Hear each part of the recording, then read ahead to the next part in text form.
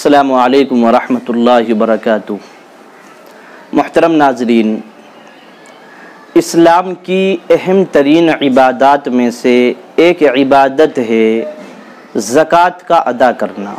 ज़कात ये इस्लाम की अहम तरीन इबादत में से है। अल्लाह के नबी ने इरशाद फरमाया, बुनियल इस्लाम अला खम्स, कि देखो इस्लाम की बुनियाद 5 चीज़ों पर कायम है। पहली चीज़ इस बात की गवाही देना कि अल्लाह के अलावा कोई माबूद नहीं और मुहम्मद अल्लाह के रसूल हैं। दूसरी चीज़ है नमाज कायम करना। तीसरे नंबर पर अल्लाह के नबी ने इरशाद फरमाया ईताई ज़कात, ज़कात अदा करना। और फिर चौथे नंबर पर रमज़ानुल मुबारक के रोज़े रखना। और 5वें नंबर पर बैतुल्लाह का हज करना। तो ज़कात इस्लाम की अहम तरीन इबादतों में से एक इबादत है। लिहाजा जिस शख्स पर अल्लाह तबारक व तआला ने ज़कात फ़र्ज़ की है उसको अपने माल की ज़कात अदा करनी है। और ज़कात मेरे अज़ीज़ व सामईन, अल्लाह ताला ने बहुत मामूली मिक़दार में ज़कात रखी है। सिर्फ 2.5% आपको अपने मालों की ज़कात देनी है। 2.5%, यानी 100 रुपये में से 2.5 रुपया आपको अल्लाह के रास्ते में निकालना है। 2.5% ये कोई बड़ी मिक़दार नहीं है, बहुत मामूली मिक़दार है। सब कुछ दिया हुआ सिर्फ़ और सिर्फ अल्लाह ताला का है। अगर अल्लाह ताला चाहते तो ये भी कह सकते थे कि 97.5% अल्लाह के रास्ते में देना है और उसमें से 2.5% रोक लेना है। लेकिन अल्लाह का फ़ज़ल है, अल्लाह ताला ने सिर्फ 2.5% की ज़कात निकालने का हुक्म फरमाया। और फिर अल्लाह ताला ने ये फरमाया कि ये 2.5% भी कब निकालना है? ये 2.5% भी उस वक्त निकालना है जब 1 साल गुज़र जाए। 1 साल गुज़र जाए और आप साहिब निसाब रहें। साहिब निसाब का मतलब ये होता है कि 52.5 तोला चांदी के बक़दर आपके पास पैसे रहें, या सोना या चांदी या इन चीज़ों को मिलाकर 52.5 तोला चांदी की कीमत के बक़दर आपके मालिक हों तो आप पर ज़कात फ़र्ज़ है। पहली चीज़ तो ये समझिए कि 4 चीज़ों पर सिर्फ ज़कात फ़र्ज़ है। 4 चीज़ों पर अल्लाह ताला ने ज़कात को फ़र्ज़ फरमाया। पहली चीज़ सोना, सोने के ऊपर अल्लाह ताला ने ज़कात फ़र्ज़ की है। अच्छा, अब सोना चाहे वो इस्तेमाली सोना हो या इस्तेमाली सोना ना हो, यानी चाहे हमारी माएँ और बहनें उन सोने को इस्तेमाल कर रही हों, कानों में, हाथों में वगैरह वगैरह पहन रखा हो या उसको संगवा कर रख रखा हो, बहर सूरत उसके ऊपर ज़कात फ़र्ज़ है। और सोने के अंदर 7.5 तोला सोने पर ज़कात फ़र्ज़ होती है। इसी तरीके से किसी के पास चांदी है, चांदी 52.5 तोला चांदी किसी के पास है तो उस पर ज़कात फ़र्ज़ है। अच्छा, अगर किसी के पास 7.5 तोला सोना नहीं है, इसी तरीके से 52.5 तोला चांदी नहीं है, लेकिन थोड़ा सा उसके पास सोना है और थोड़ी सी उसके पास चांदी है, तो दोनों को मिलाया जाएगा, सोना और चांदी को मिलाया जाएगा और दोनों को मिलाकर ये देखा जाएगा कि इन दोनों की कीमत 52.5 तोला चांदी के बक़दर होती है या नहीं। अगर दोनों को मिलाकर 52.5 तोला चांदी के बक़दर कीमत हो जाए तो उस पर ज़कात फ़र्ज़ है।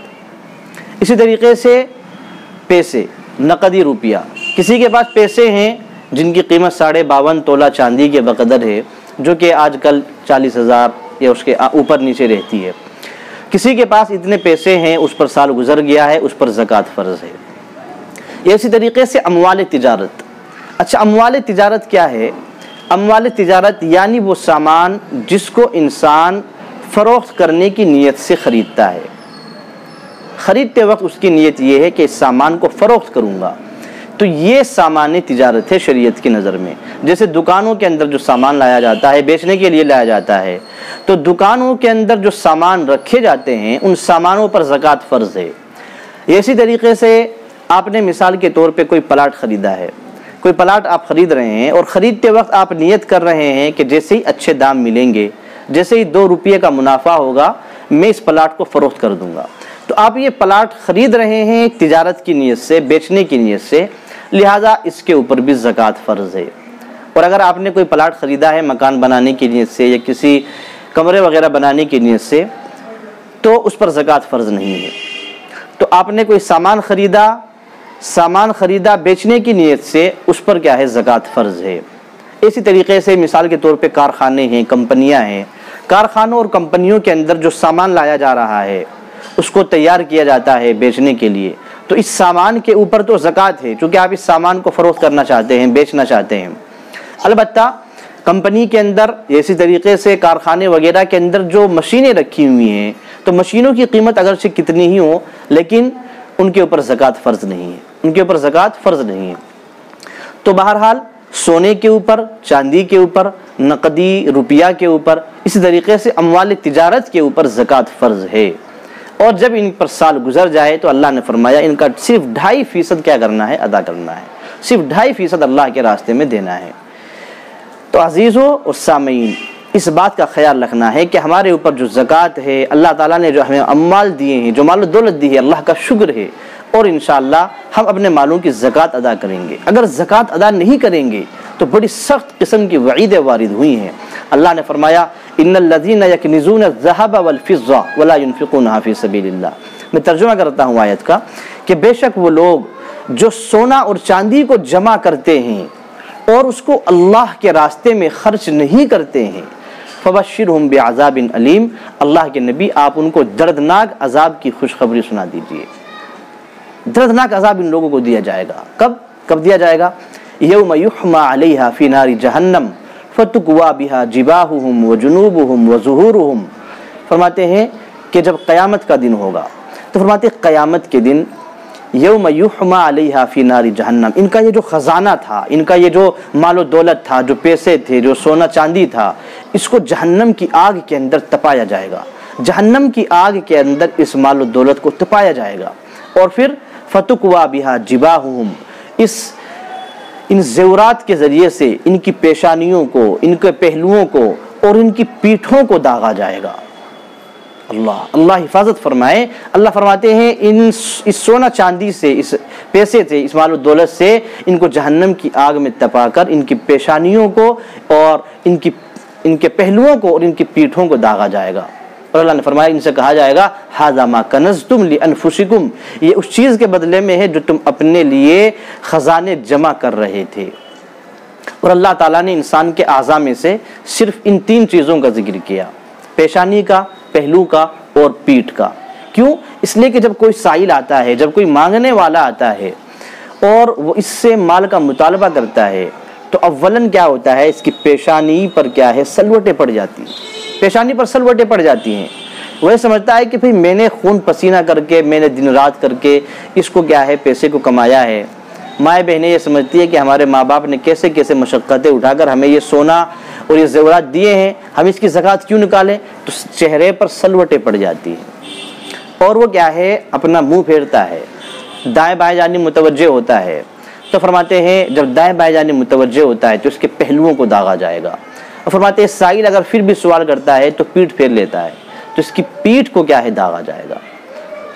अल्लाह ताला ने दूसरे का इरशाद फरमाया कि जिन लोगों को हमने मालो दौलत दिया है और फिर वो उसके अंदर बुखल करते हैं, उसको अल्लाह के रास्ते में खर्च नहीं करते और इस खर्च न करने को अपने लिए बेहतर समझते हैं कि भाई हमारा माल बच गया, हमें क्या है, अल्लाह के रास्ते में नहीं देना पड़ा, बच गया हमारा माल।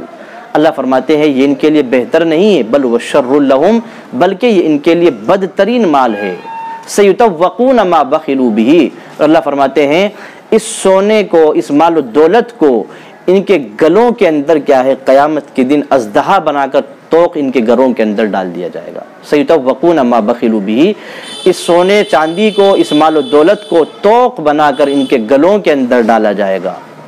तो मेरे अज़ीज़ों और सामीन, हमें इस बात का ख्याल रखना है कि अल्लाह ताला ने अल्हम्दुलिल्लाह हमें जो माल दौलत दिया है, हम उसकी इंशाअल्लाह ज़कात अदा करेंगे और मुकम्मल तौर पर ज़कात अदा करेंगे। अच्छी तरीके से अंदाज़ा लगाकर ज़कात अदा करेंगे, मुतय्यन तौर पर कि भाई इतने हमारे माल के अंदर इतनी ज़कात बैठ रही है, उतना ही माल अल्लाह के रास्ते में खर्च करेंगे। अंदाज़ा करके भी ज़कात अदा करें तो काफ़ी नहीं होगा। अगर आपने क्या है अंदाजे से दे दिया और 1 रुपया भी क्या है रह गया जो आपकी ज़कात का अदा नहीं हुआ, तो अल्लाह के नबी सल्लल्लाहु अलैहि वसल्लम ने इरशाद फरमाया ये जो बाकी रह गया है ये थोड़ा सा अदना सा जो बाकी रह गया, ये आपके पूरे माल को तबाह व बर्बाद कर देगा, या आपके पूरे माल को तबाह व बर्बाद कर देगा। इसलिए अपने अमवाल को मुकम्मल तौर पे अंदाज़ा लगा के, हमारे पास इतने ज़ेवरात के अंदर इतने तोला सोना है, इतने तोला चांदी है और इतना रुपया है, मुकम्मल हमारा इतना बैठ रहा है, अब इतने माल का 2.5% क्या होगा, आप उसको मुकम्मल तौर पर अदा करें। फिर क्या होगा, इंशाअल्लाह आपके अमवाल के अंदर बरकतें होंगी। अल्लाह ताला ने आपको जो मालो दौलत दिया है उसमें अल्लाह ताला बरकतें डालेंगे, इसको बढ़ा देंगे।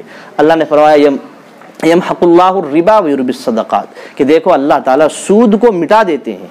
सूद इंसान को बज़ाहिर बढ़ता हुआ नजर आता है, लेकिन उसके अंदर बरकत नहीं है, वो हराम का है। यमहकु, अल्लाह उसको मिटा देते हैं, अल्लाह उसको ख़त्म कर देते हैं। व युर्बिस सदक़ात, और सदक़ात को, ज़कात को, इंसान अल्लाह के रास्ते में जो माल खर्च कर रहा है वो बज़ाहिर बढ़ता हुआ, बज़ाहिर घटता हुआ दिख रहा है, लेकिन अल्लाह ताला उसको बढ़ा देते हैं, अल्लाह ताला उसमें बरकतें डाल देते हैं अल्लाह ताला, और फिर आखिरत में कई बदल उसका अता फरमाएंगे। इसलिए सामईन, दुआ करता हूँ अल्लाह ताला मुझे भी और हम सब को अमल की तौफीक अता फरमाए। हम सब को अल्लाह ताला तौफीक अता फरमाए कि हम सब अपने अमवाल की ज़कात निकालें और मुकम्मल तौर पर ज़कात निकालें। फिर ज़कात को कहाँ खर्च करना है, उसके मसारिफ़ क्या हैं, आइंदा वीडियो के अंदर इंशाअल्लाह उसको बयान किया जाएगा। अस्सलामु अलैकुम व रहमतुल्लाहि व बरकातुहू।